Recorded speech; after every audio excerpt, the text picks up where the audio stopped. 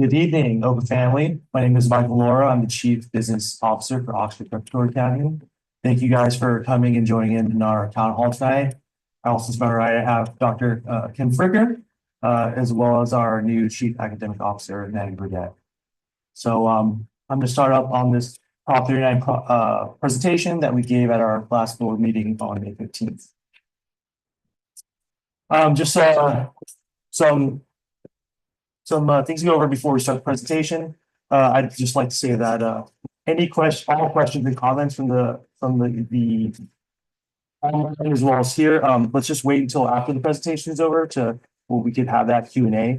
Additionally, for those on Zoom, please enter your questions and comments into the chat, and our moderator will monitor those, and they will also be addressed at the end of the presentation as well, just so everybody's voice is heard. Additionally, the frequently asked questions page on our website will also be updated to reflect the questions and comments expressed today. So I'll hop into it. With Prop 39, it's an annual process that charter schools or local education agencies in the state of California all go through if they don't own their facilities. So I'm going to talk a little bit about the requirements of Prop 39. So some of the requirements is they need to give a charter school reasonably equivalent space. Charters are entitled to facilities that are reasonably equivalent. The requirement is also continuous facilities. Facilities must be continuous unless not possible. They must be furnished and equipped. So that must include necessary furniture, equipment, technology. Additionally, the maintenance and utilities of the site must be included and or prorated.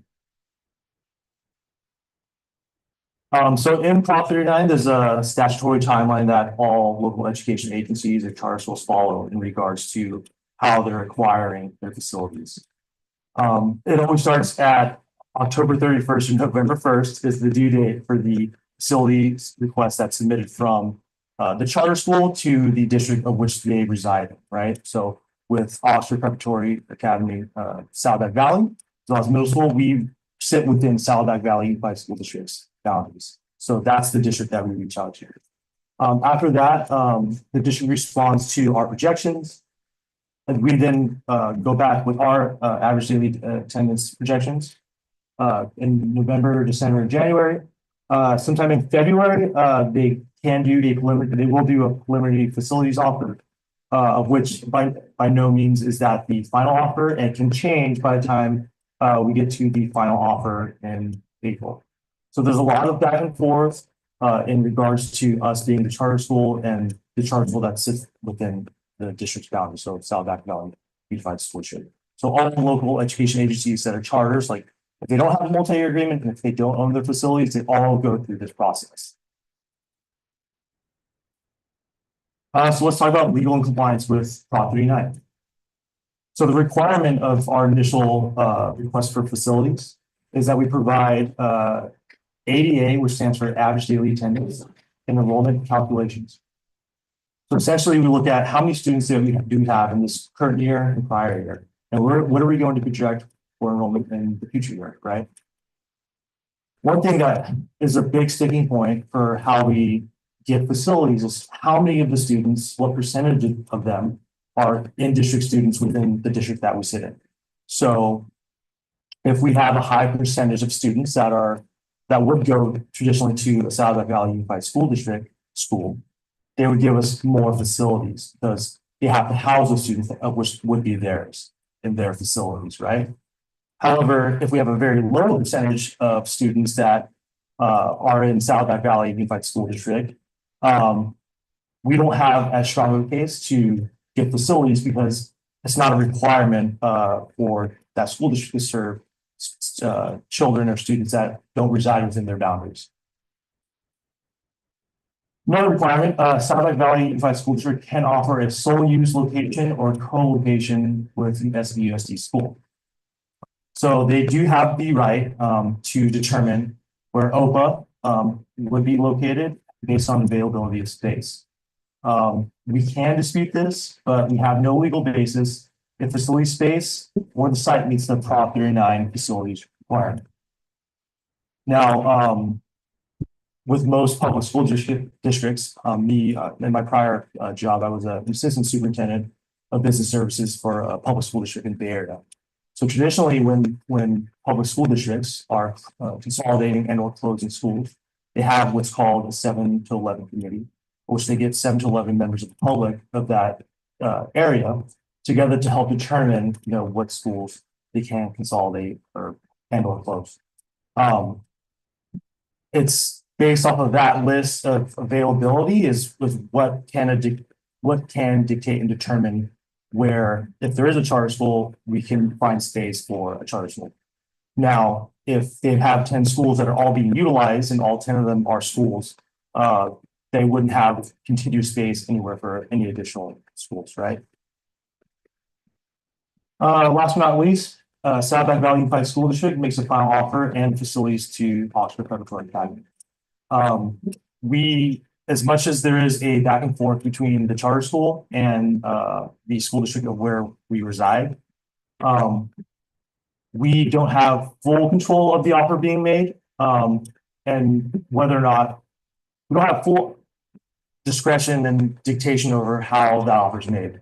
Now, we have to do our best to present that we have the appropriate number of students and a high number of students that would normally go to Southback Valley Unified School District schools, right? Yeah, like that's how we can comply with the offer, the final offer that's being made. After they meet their Prop 39 obligation, we have to either accept and or decline the offer. If we decline the final offer, SVSD has no obligation to offer a different space. Then if we decline that offer, we as OPA are not entitled to any SVUSD space for 25 to 26. So now I'm going to pass it off to Dr. Tricker, and she's going to go over a little bit of Prop 39 myths, facts, and results. Thank you so much. So now after we've gone through a little bit of just legal compliance and what Prop 39 is, I know it's a little bit of repetition, but I'm not quite clear what families have seen some of the slides before from the board meetings, and then what families are just joining us, and just would like to get caught up on all of what got us to this point. I just want to go over a couple myths that have come up, or just inaccuracies that we just want to clarify. The first one is that OPA gains profit from any of its facilities. So we are a nonprofit organization. We do not gain profit from the actual facility. So there is an arm or an ability for LEAs, local education agencies, or school districts to actually rent out facilities, and that would be in the after school hours or on weekends, and in the off times when students are not on campus. And that really is governed through the Civic Center Act, and that's Education Code 38130. And so the charges for that facility rental, if you will cover the utility costs, custodial costs, care costs associated with just that location, whether it be a room, a classroom. This would be considered like a multi-purpose room. We call it honor hall, but or like green space, if there's fields, often fields or gymnasiums can be rented out. But through our agreement in the past, we were not able to rent out facilities. In this current agreement, we will actually have to pass board policy to include the policy for the Civic Center Act if we did want to rent the facility out. But it is a not-for-profit situation.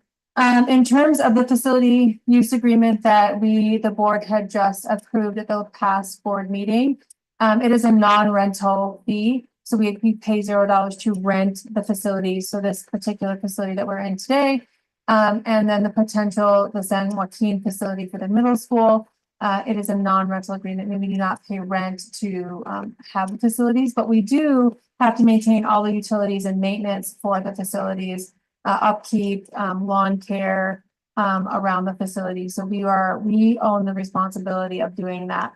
And so within the facility use agreement, that's where we can kind of Mr. Laurel and myself can go back and forth and decide, do we want a rental agreement or do we want a maintenance agreement? And so in this case, both of the facility use agreements are maintenance agreements. OPA negotiates for specific facilities. We can request, or we can state what we would desire, but at no means do we say we want X facility and then we would be getting X facility. The SBUSD in this case is completely determinant on what facility space they have available. They do that again through, what Mr. Laurel said, the 7-Eleven committee, if they're doing the school closure, school consolidation. And then whatever school that they would deem having space available that can accommodate the enrollment that we agree upon, then that would be in the final offer to us. But we do not have the ability to negotiate and or state what exact facility we would want to use. And then again, if Oxford Preparatory Academy accepts the offer, but then we would go into that offer for the following school year. SB would stay where it is, and then the facility use agreement has the middle school moving to the San Joaquin campus. If we would decline the offers, then we essentially take SBUSD off the proverbial hook of obligation to offer us space and facility space. And so then we would have to, of our own volition, go and find an equivalent space in the community elsewhere. So the decline of that offer is very critical to where we would be located. Oxford Preparatory Academy is not transparent to stakeholders. So during the process, we can tell what the timeline is, where we start or where we submit proposal for Prop 39, and at different board meetings, we've had some, even with like our lottery, making sure that we're aligning our lottery to the same process that we're going through for Prop 39. So we've done some disclosures as to the process in terms of timeline, but we have not disclosed any information until we get that final facility use offer from SBUSD. At any point in time prior to that final offer coming in that packaged format, to complete the process, that offer could change several different ways, and it could be configured in different options. So without having to say something and then repeal it back and say, oh, well, we thought we were getting this facility, but now it turns out we're getting this facility, that would be very confusing for the public. So until we get that final offer and know exactly what they are willing to provide, we don't disclose what that offer would be. So on April 28th, when we did receive that final offer, the board immediately scheduled a special board meeting because that was the first time the board could actually look at the offer themselves and then discuss what they thought or felt about that offer. So we started in the process of public disclosure from that point with a special board meeting on the 5th, and then followed up on the 15th in the regular scheduled board meeting. We should go through some of the opportunities for parents. Keep in mind that just for future use as well, board meetings and agendas, we always have public comment on there. You're more than welcome to come and speak to the board and or share comments, concerns, questions that you may have. We welcome that. We also have honor societies and school site councils. Sometimes we come to honor society. I usually try to come at least twice a year to our honor societies and kind of give them updates on what's going on across our organizations and our schools on something that's specific to their school. And then they can ask questions, and I am more than willing to answer any questions they ask. We also have school site council, which is another avenue, and the LCAP committees. The LCAP is really that strategic plan for the district, or the LEAs, the 3 different school sites. So that is your opportunity to also to come and kind of express concern or question or comment on even well wishes, like wishes that you want to see happen. All of these organizations are really here to listen to our public. And then executive director town hall. And so if I was just reminiscing that when this time last year, we had a town hall too for the middle school. So it's kind of an anniversary for Maggie and myself to have another town hall, which we are excited to have. When we go on to just the contractual agreement, we want to make sure that when we offer our proposed enrollment, we want to make sure that that is as accurate as possible. And we really want to thank all of the parents and constituents who do the intent to return form. in the fall. And that really is for Prop 39, making sure that we validate that we have zero students in our classrooms and that we're providing their education. So we want to make sure that our current enrollment projections are accurate. And you can see that from our current enrollment for the 25-26 projection, we go up a little bit. And keep in mind that this is for Saddleback Valley, that this is specific to the in-district enrollment for Saddleback Valley Unified School District that we are serving here at OPA. So I just want to make sure. And then there's one classroom count larger, and that is based on the projected enrollment and the wait list that we do have. We do get a school map, which outlines the campus spaces that we have access to. If we can't access the whole campus, it outlines what facilities, what rooms, what classrooms, what areas, outer, like the ground areas that we would have access to for our students. And then this offer for Saddleback Valley has a 3-year facility use agreement. So normally, as Mr. Laurel said, we would go back and forth every single year going through the exact same process. And we would be subject to whatever the school district, in this case, Saddleback Valley Unified School District, would provide us in terms of space. And so this is uniquely different. We are seeing a 3-year agreement that was provided for the first time. And we want to really encourage stability for our campuses and sustainability for our campuses. So a 3-year agreement is much better than going back and forth every single year where you could be subject to a move. So we want to limit that as much as possible. I know that the board was a strong advocate for more sustainability and more stable campuses. So when we go on to the middle school facility use agreement, it's kind of similar. We see different enrollment numbers, but again, you see the enrollment growing a little bit. And so we validate that with our enrollment projection and our wait list that compounds there. We, again, grow the middle school just by one classroom again, but in this case, the middle school does have, like Mr. Laurel said, access to ancillary spaces within a campus structure, within a building structure. And so Prop 39 does determine what your enrollment is and then what space would be provided. The spaces are not only classroom space, like you would think enrollment equals classroom, but it also equals office space. It equals outdoor space. They call it an MPR, we call it honor hall. So it comes with a library, administrative spaces, a kitchen area, also a garden area. Like it comes with other ancillary spaces that are all obligated underneath Prop 39. In this case, the middle school, the offer that came in, it was for the San Joaquin Elementary campus. And then it was also a 3-year agreement. So both SB has a 3-year agreement, and then the middle school would have a 3-year agreement. And so we did hear some comments from parents the first night on the 5th, when we had that special meeting, that, you know, the middle school was moved here, and then now 2 years later, it would be moved again. And then this would be a 3-year agreement. So hopefully to keep that very stable and sustainable as its home campus would be the idea. This campus, we don't have enough student population to occupy the entire facility. So it would be a shared portion with SBUSD. They would retain some of the spaces and some portable areas of the campus for their own purposes. We do not know what those purposes are. It could be storage, it could be a program, but we are not sure at this time. They do not have to disclose that to us, other than what areas we would have access to the campus and what areas they would remain having access to the campus. Some mitigation strategies. So with regard to communication, we really want to make sure that when the middle school became a separate entity, it became a separate charter. I know some of the families have asked, they like that TK8 model. And so when the middle school became its own entity, it was chartered as its own entity.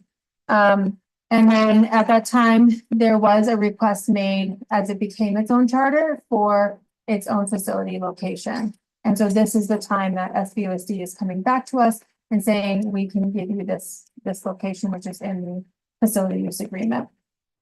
We are looking at the bus schedules, and we are looking at drive time back and forth between the campuses, between SOC and San Joaquin, and also SB and San Joaquin, and making sure that we try to make adjustments. In looking at bell schedules, if we move the middle school more forward in terms of time, it complicates the amount of time elementary students may, especially with parents with multiple children, elementary students may have to be at the elementary campus. If we push it back, then it also pushes back the end time, making it complicated for students to get to other activities that happen after school, athletic competitions, music activities, and other activities that families have their children involved in. So we're trying to work within that same bell schedule and then reshape a couple of things that would ease up that path of travel or that distance of travel for families. We are looking at before and after school care. I've had meetings with the Boys and Girls Club this week, and then we have the YMCA, I believe, for next week. And so Maggie and I are meeting with them to refine those contracts for next year and making sure that we do have the before and after school care that parents have relied on already and will continue to rely on in the future. And so we're solidifying that up as quickly as possible. And then once we do get those contracts coming in, Mr. Laurel reviews them and we will see them on being approved at the agendas. We're also looking at where we put like homeroom and announcement time that typically happens at the middle school only. And so we want to make sure that we're thinking of sliding that to the front of the day just to ease some of that path of travel for families. So anything that we can do to put like OPA TV at the front of the day, announcements, things that you would normally participate in that homeroom setting, so that it doesn't interfere with students' actual instructional time in classroom. We don't want them missing math. We don't want them missing English, science, or any of the other wonderful subjects that we have here. So we're trying to do some things, working with what we can inside of that school day. And then we are also building a plan for moving from the back of this campus over to the San Joaquin site. Mr.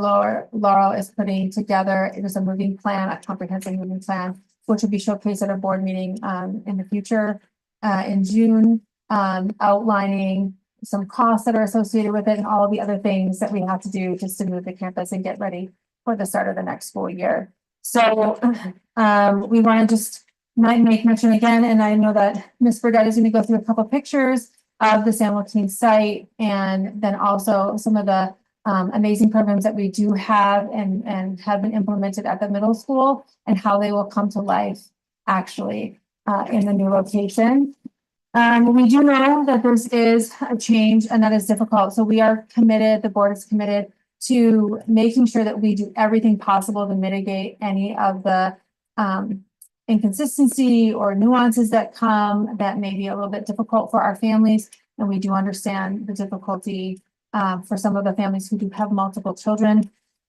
And in going into this decision, I think the biggest thing on the board's mind, if I can speak for them for a second, was safety and security, wanting to make sure that we have a safe and secure campus for all of our little champions to, grow and develop and reach their maximum potential. And so this decision was not made lightly, but weighing all of the factors in terms of space, allocation, ability to be outside, outdoors, the athletic facilities that would be there. There's huge field space for athletic fields, and that would reduce like travel to other places. You could have games hosted at the campus itself, making it feel more like a middle school would traditionally feel, and make sure that some burden of traveling to multiple varied campuses just to have athletic events could be reduced.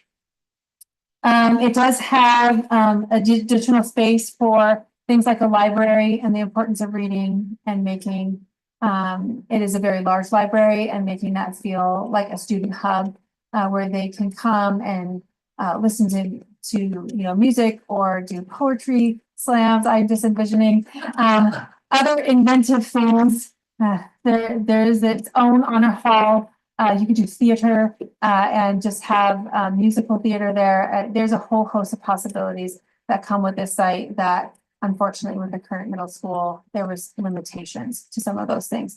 Drop off and pick up ease, making sure that, you know, the drop off and pickup lines, which are very congested at this location, could be eased up significantly, and that would increase the safety, not only for our champions that come to school every day or get picked up, but also for you as parents and family members. And then the proximity to other sites. That was one thing where that was a wish of ours, to have proximity to SB and SOC. But we do hope that our champions will flourish on that new middle school site. So just to introduce Ms. Burdette, and then she's going to walk you through some of the pictures and facility upgrades, and then how that translates to some of the amazing programs that we have here at our middle school. Ms. Burdette. So Dr. Fricker stole a lot of my thunder, so I want to show you some of the amazing new facilities and ideas we have for expansion. We've spent the last year really talking about how to OPA the middle school, how to continue traditions, but grow new ones. And we definitely have been limited on space and limited on access. So now it's like, it is exploding with ideas. We just met with Honor Society the other day, and they are so excited for all of the options we have for different activities and events that we really were struggling with a shared space to bring to life. So this is the front of the campus as you enter San Joaquin Elementary School. As Dr. Fricker mentioned, it has a gorgeous big library, and teachers are already talking about how to share the time, how to bring their lit circles to life, what books we're going to bring in. And this has just been a dream for a lot of our teachers, because there has been nowhere for this to take place here at the current site. So many ideas, fighting for time, and we don't even have a library calendar yet. And we're also very excited about the outdoor space. This is just one picture, but once you see at the end of this presentation another flyover video, it's just so much open space outside, a gorgeous permanent shade structure for the students to eat under. And then, as we mentioned, there is a garden area in much need of TLC. So we've already got parents reaching out as soon as they saw the pictures and saw pictures of what it used to be. Excited to bring this to life at our school.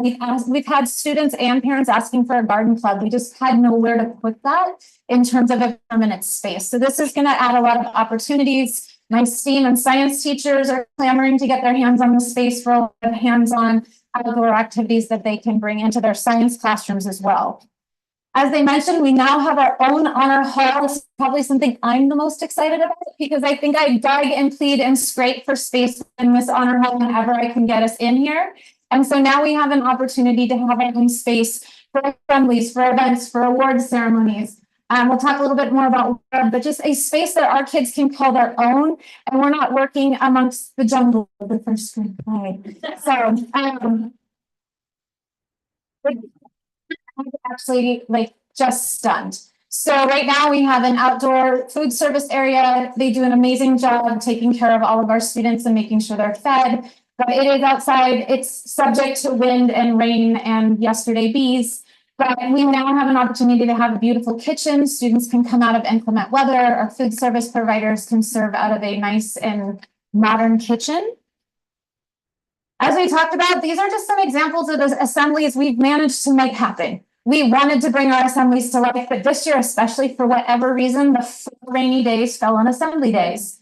So we're always kind of trying to scramble and pivot and figure out how to make these assemblies come to life, because we also can't always be in honor hall again. So now again, it brings us different options, different exciting ways for our leadership students to really flourish, because they've had so many ideas, and I don't like shutting them down, but sometimes it really is time and space. And now we have nothing but.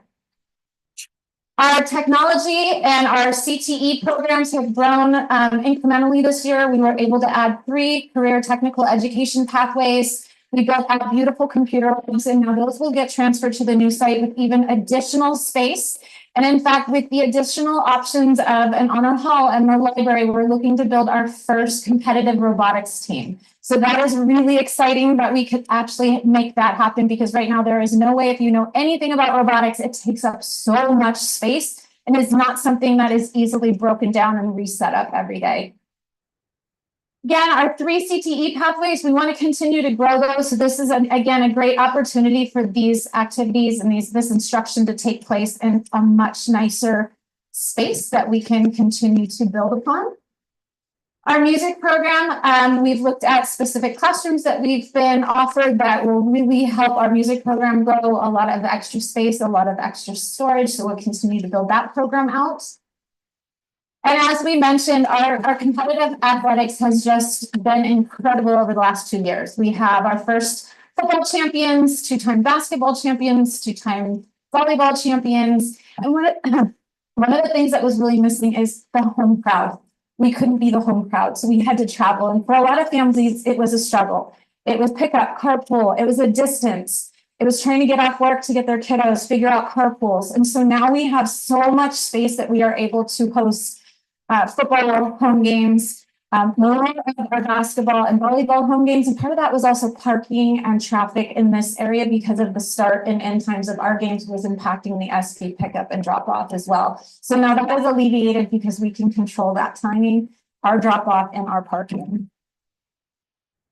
And finally, as I mentioned, program between PAL and ASB has just been clamoring to continue to grow and explore new ideas. And now they have all sorts of opportunities to bring different activities to life at lunchtime, before school, after school, even more dances, more activities in the afternoon and evenings, because now we have the space that is dedicated to them where they can really help build the leadership skills and make sure that I'm not saying, no, I'm so sorry to so many different activities that we just can't figure out how to make it fit into the calendar. So I was making a little note as we were talking about it. My first thing, we're like, no, the school activities calendar will come to life next year. And then for anyone who is in here that is a new family, hopefully you have heard about our web program. Web is where everyone belongs. And now again, we are starting to plan for that for the new site. And it is a 6th grade orientation, a half-day program where all of the 6th graders come. They get a big kickoff, assembly, pep rally. They get to tour classrooms. They get to meet 8th grade web leaders. They get to really start to own the new school. And we're really excited for some of the things that we get to do as we get to kick off a brand new campus for all of our middle school students. So stay tuned on more things, but please, if you do have an incoming 6th grader or you're new to OPA as well, please save the state. And then we're going to show you kind of a big grand overview of the new facilities. So will it work?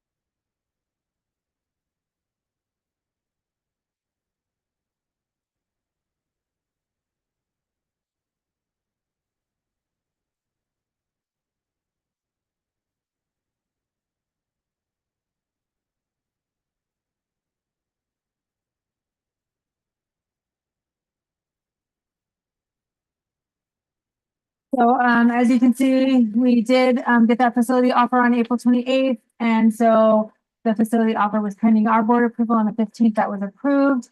And then now it's pending SBOC's approval. So it has to, both boards have to approve the final agreement for it to be solidified. And then once it is solidified, then we begin that transition plan of when they would vacate the facility and then we would move into the facility.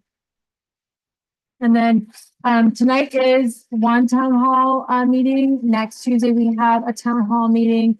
They will be the same presentation just to make sure that we have continuity with all families who couldn't make it tonight, that they do have a second opportunity to come and hear the presentation, ask their questions. Again, that facility or that FAQ sheet on our website will be updated. And then as we get answers, we will be both dropping them in the FAQs and then messaging them out to families as well as some of these things kind of shore up and we can give you some updated messaging. The last part, there is just a QRL code there and that is just for families that will be coming out as well. just to let you give us some feedback and, so you state any intention that you do have or that you do not have. So we want to make sure that we keep in constant communication with our families along the way, keep you updated on any updates that we can provide, as we move, towards the start of the new school year, which for some would seem such a far way away. It's really not. It's like a hop, skip and jump, and it's going to be here before you know it. So we do have a lot of work to do before we get there. And then questions, so if families want to ask questions here live, they can. We will be repeating those questions just so everybody of our live stream friends will also be able to hear those questions. And then and providing answers, the answers that we do have for you this evening. And then the folks who are live streaming, of course, they can just enter comment or question in the chat. And we can, if it's something that we can want them, one-to-one to get back to you on, just let us know. If it's something that you want asked here, we do have a moderator that will be asking the questions once we get done with the in-person questions. So at this time, I will open it up to questions. We have two microphones on both, or we have two individuals with microphones that can come and assist you. So to speak into the microphone if you do have a question, and we will get some answers on the way.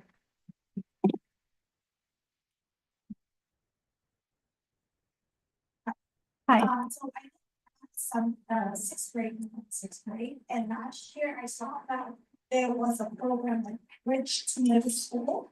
Where they could go attend during the summer just to get the feel for that. Will this be available for the kids that are sixth grade?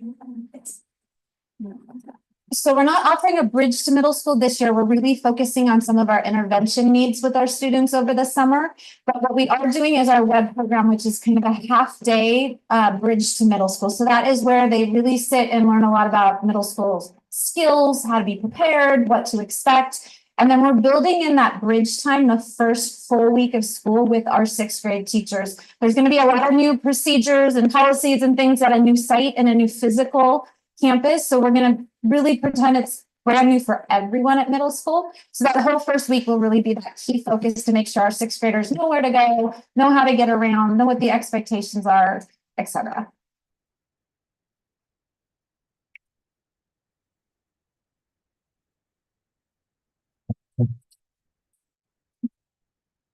The Lions game has a limited spots for the people or first come first serve, because sometimes we don't know how many kids want to go to the Lions stadium. A lot of school, I know they're limited space, but how are they going to manage? So we had meetings today with Boys and Girls Club, similar. We're having meetings with YMCA next week. And we are going to go through those contracts and try to negotiate the volume of students, probably based on what we currently see. And then we will be sending out information. So if parents are in need of before or after school care, we want to make sure that we work with them to contract for enough of their staff to make sure that they attend to the need of our families. So as we go through this process, we're solidifying contracts, and then we'll be reaching out to see what families need before and after school care, so that we work with them to staff accordingly. Yeah. And just one more thing on the YMCA. Currently, we share YMCA with SV. So we would have our own contract and our own YMCA staff. So now we would be completely separate. Yeah.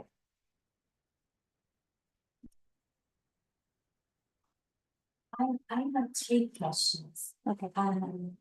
First, are you sharing S4 with elementary, instant walking elementary, or is it just with us? No, that school is closing as part of SVUSD, and it will just be the OPA middle school. Is there any way that we can get a list of a teacher that moved to that school? My last question is, if I signed up to put my sixth grader into the sixth grade, and if I change my mind and don't like a teacher or a school, how do I not to like come out of that sign? So currently, all of our middle school staff is moving with the school. So it's our current staff that will be going. There's always some changes with staffing over the summer just because of personal reasons, people changing, people moving, but that is the plan. And then in the fall, you'll receive a list of teachers that meet your professor. So at that time, if there was personal questions about what classes you're enrolled in, we would do that separately. But in terms of enrolling in the middle school, in terms of the new site, the QR code you saw on the previous slide and that you see on some of the seats, this is our request to kind of make that final decision because it really will drive the number of classes that we're offering, the number of teachers we have, the programs we have, because it's based on enrollment. So the questions will ask, do you intend to continue to stay at the middle school? Great, you just click a button and say yes. If you're not sure, it gives you a deadline to give us some feedback. And then if you are definitely choosing to go to a different site, we're asking you to make that decision by June 5th, because then we will pull you out of our system and we can pull students in from our wait list. So I have two questions. The first one kind of goes to that. So my son is in 5th grade at SOC. I already did the document saying he's going to be going to middle school. So I do I need to do this again? Kind of like double confirm. We're double confirming. If you would kindly do it, because that way it helps with our counts. And then that way you're not continuing the emails going, are you coming? Are you going? We know most people will stay, Yeah. but we just really need to make sure that our numbers are accurate so we don't end up with big class sizes. We want to keep our class sizes small and have enough teachers and all of the great things. So my second question is, my son's been going to the YMCA at SOC since and we need YMCA. It's not really for us. So we originally, Carson wanted to stay at the SOC YMCA for summer because his best friend was gonna stay. Best friend said, oh, I'm gonna go to SV because get ready for middle school. So my son's like, okay, he's coming, here. Is the middle school YMCA gonna open in time to have the kids go there, or is my son still coming here? So first, Kind of getting out just a little bit. I know it's confusing. So for summer, no, the campus will not be open for students until we fully move in and open in August. So any of our programs before and after school will not start until the first day of school. And summer programs. And all summer programs that we currently have scheduled, if you're in summer school, are here at the SV campus for all of the OPA students. I just about to start with your change or is it staying the same? No, everything's staying the same. Thank you. That's about transportation. Are you plans for any school buses or what buses? So the transportation has been one of the comments and concerns that have been raised by some parents. And so we are looking into what is it that we are able to do, not able to do. Also working with our honor societies or even our administrative, organization's website to see if we can't have someplace where families can link up with other families for like carpool or ride share. So that's one of the areas that we're still kind of looking into, seeing what the options are. We do know that that honing in on just those instructional time, the bell time, is the first kind of step in that process. And then getting a feel from who needs before after school care for families. And then getting a feel for our families with multiple children, where you're going to be dropping off children, like who would be your first drop off, who would be your second drop off. And so some of those precursory questions need to kind of filter through. And then we do have Mr. Lowe and the business team looking at some other options. And so that will be more in the information to come. Yeah, definitely. Also looking at the data, we obviously know who has siblings and what school they're going to, so that's the data showing that we have a high degree of families coming from one school, they're doing this all off here, they have less child going to middle school, we like Brittany said, middle options to try to mitigate or alleviate, I should say, the concern for transportation. Now, if we do see high number of high population of students or families that have assumed here as well as the middle school, but obviously or SBA middle school. So understanding that connection and what that cost, right, for a bus or what have you. Or this could be, working with the city to do bus line, but there's a lot of different ways that I've seen it's going to happen, but so long as we have the data to make the best judgment we can, that helps everybody, so. Just a follow-up question on that. So, by when can you find out if we have any transportation available so that we can make arrangements? The question really is about not only transportation, but like what's the timeline for families to, hear of options? We're looking through options now. We have our next board meeting in June 12th. The following board meeting would be June 26th. So we would probably be giving some more information, detailed information out as it comes and as we can solidify. Like I said before, the big precursory is the quantity of families who have multiple children, both at the elementary and at the middle school. So we can pull that data out. And you probably will see some sort of query or survey come out so that we can quantify how many families are before after school care, how many families are in need of different transportation services, or can we facilitate some sort of ride share program and or based on your community, if there's someone in your neighborhood who is doing the same sort of commute, how do we link families together? So those are the options that we're all exploring.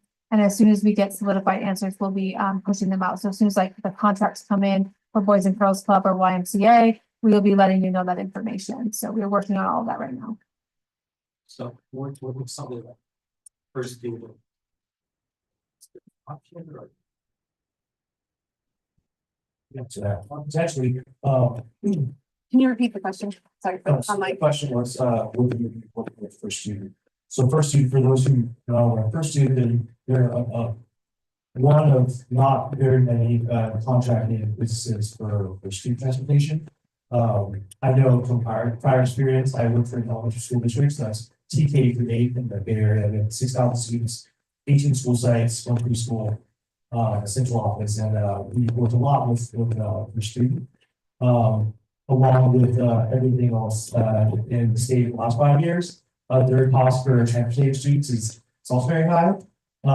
It goes back to the need, obviously looking at multiple different options. Hopefully we can find more than one vendor, obviously to quotes if we decide to go that way, that route. So we can make a decision that's makes no sense, it's moving, and we need to work on it with an option.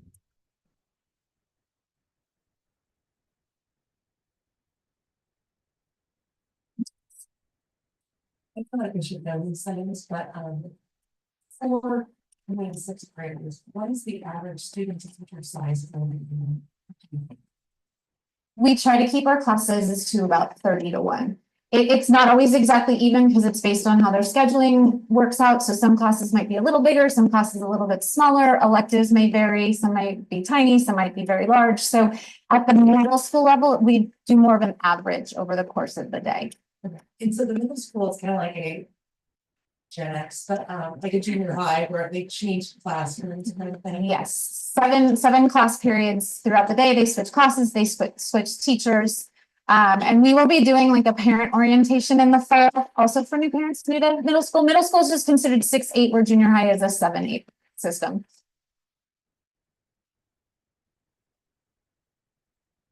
If there are no immediate questions, just from the field, feel free to ask it in a minute if you think of a question. But we're going to go back to Dr. Kierming, who is going to moderate some questions from our online folks, our friends. Good. So could you clarify for after school care, will there be coverage from the school until 4 o'clock? Or do you need to send them to the Boys and Girls Club if they have to stay until 4 o'clock? So the question was about after school care, if it's available till 4 o'clock. So we have different student events after school until 4 o'clock. So it really depends on if you're in a sports program, if you're in a specific club. Our teachers offer office hours or extra support after school. It varies. Sometimes there's meetings, so it's not always exactly the same every day of the week. So if you need consistent care, the suggestion would be to go to Boys and Girls Club to ensure that you've got coverage every single day. Okay, what changed from 2 years ago to now that SBUSD is now offering an alternative site when they did not 2 years ago. The question would be why an alternative site now rather than 2 years ago? Why wasn't here 2 years ago? But I will say that with a public school district, they do have to go through a very routine and scheduled process. Like Mr. Laurel mentioned, the 7-Eleven committee usually is formed with members of the school district and members of the community that come together and really discuss which schools are going to be or could be consolidated. Some schools can be repurposed within their own organization, and then some schools could be surplus, which means they could actually be up for sale. And in some areas, the schools actually come up for sale. And then some of the surplus or the schools that have been consolidated can actually be reissued. And so in this case, with our conversations with Saddleback Valley Unified, in that first go round, there was a surplus of a school, there was a consolidation of a school. However, that school was repurposed within their own organizational structure. This time, when they went through that school consolidation process, the San Joaquin site was not put up for sale and it was not repurposed within their own organization, but it was repurposed for the purpose of fulfilling the charter request for enrollment space. So we didn't have to particularly have that specific site in our proposal because we didn't even have an idea that that site was going to be consolidated, but they felt that that site would best meet the needs of the enrollment that we were projecting and the enrollment that we currently have to fulfill their obligation under Prop 39. Mr. Laurel, do you want to add on to that? No, I think you said it very eloquently. I've been working in a public school district. I have been an authorizer for a public charter school that was virtual. But we would always get requests in the Bay Area, in the city, where charter schools that are trying to start are looking for space, additional space. Now, public school districts also have to, within the county, report out what school sites are either surplus or empty. And just piggyback on what Dr. Fritter said, yes, like through the 7-Eleven committee, they designate which school site would be either surplus, in some cases sold. But that's how we would find space. Now, if a school site is no longer serving as a school, but is still designated as either off space or space for programs for that district, and they're utilizing that space, that would be space that we can occupy, right? So. Okay, Mrs. Burdette, are you considering offering color guard at the new middle school? I want to theater. There's a lot of things we are considering. If we can find the right person who knows how to coach color guard, it would definitely be something we could look into. I would love to have that as a component of our marching band. It just takes the right person to build that out. How will the newly built infrastructure on the SV site now be utilized or not utilized? And will there be shared space on the SV site with SUUSD? I can answer that one. So, in the facilities agreement for Saddleback Valley, which is the police site, if you're SUUSD, in that facilities agreement, we do have full use of the school site, less single classroom spaces, majority of the on the backside, the portables.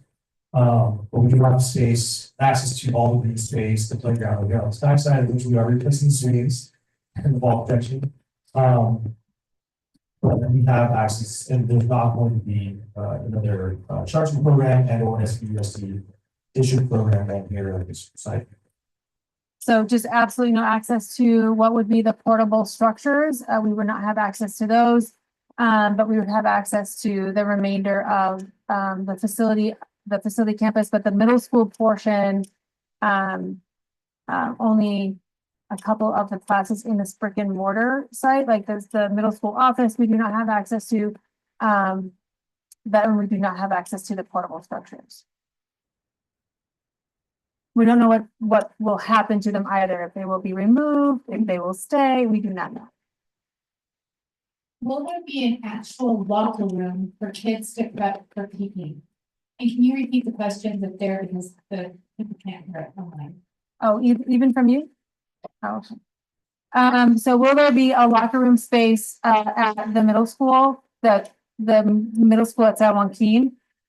So we are looking right now, we have the map of the middle school classrooms currently here. And we have the map of the potential classrooms that we get at the San Joaquin site. And so right now, Ms. Burdette and I are in the process of actually making sure and designating the classroom spaces to our teachers based on what they teach and what type of facility or structure, classroom structure they will need. So we are completing that process. We do have a middle school locker room here. We would be working with Mr. Laro and his team and our facilities team to make space over there as well. So where it would be located, I do not know, but we would be trying to preserve the same sort of classroom space and structure over at the San Joaquin elementary location. And in some cases, that's a little bit easy to do, like the music room is like way off to the end.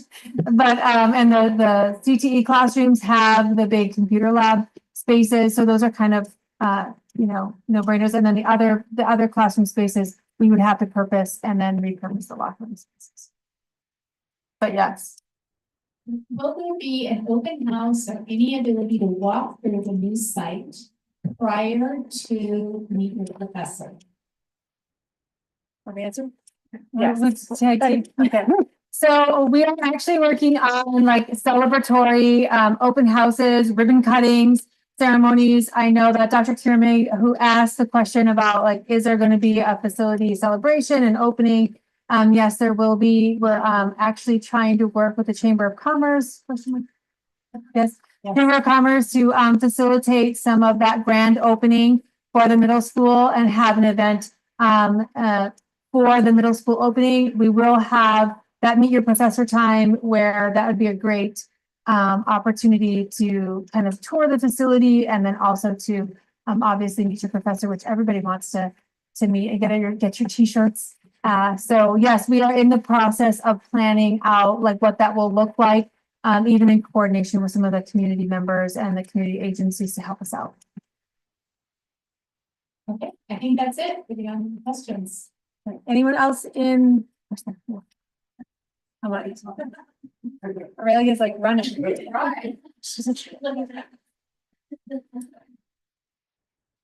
So I went to the San Joaquin school when my son was in daycare because we used to live right down in Bellevue. And it's been a lot of minutes since I've been there, but is there anything that you guys are doing to kind of like renovate or update or whatever the space, or is there a need for like incoming parents, like, wish list kind of thing, or what? Thank you for asking. She asked about any renovations or updating or what parents can do to support us as we move into the new site. We are actually in the process of working with SBUSD and Mr. Laro in terms of what we're allowed to brand and how we can really amplify the site.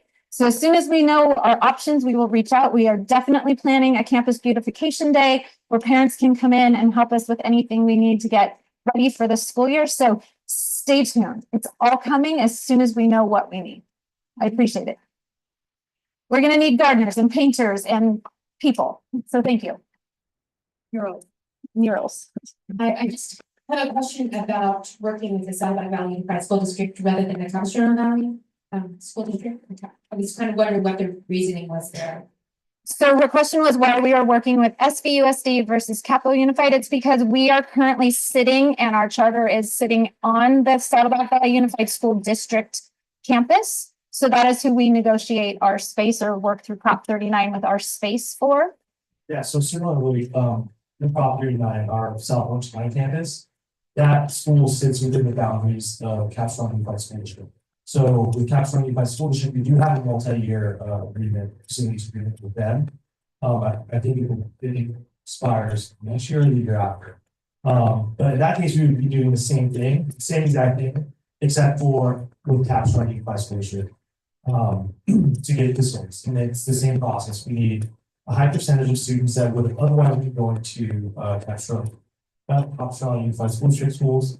And, that's how we get a facility, for seats, for school site through that. So why we're working with, Saddleback Valley Unified School District is because our schools, like I said, within the Saddleback Valley Unified School District, and the majority, I think about 92% our students, would otherwise not be at SUSD schools.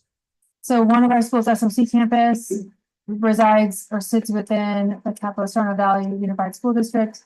And SB and the current middle school, this facility resides in the Saddleback Valley Unified School District. So we actually have to work with both at different times to make sure that we secure the 3 campus facilities.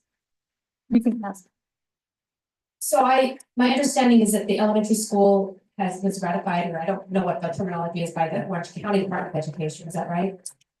So the question is, we are chartered, so the Saddleback Valley Elementary and the middle school are chartered by the Orange County Board of Education, yes. Okay, I was gonna ask about the middle school, so the middle school is also chartered by the Orange Correct. County Department, Correct. but they mandated the Saddleback Valley to do the facilities. So because we occupy Saddleback Valley Unified School District students, then the obligation under Prop 39 goes to Saddleback Valley Unified School District to provide us with an equivalent amount of facilities to educate the students that would otherwise go to Saddleback Valley Unified School District. Okay. Yeah, you're welcome. Yes, so just to feedback on that, if we had 92% of our students that resided in Laguna Beach, we would be able to have in Prop 39, like the students would reside in the areas of like to get seats for the students, we would not be in the district boundaries. Right? So, We have a few more questions. Way back here.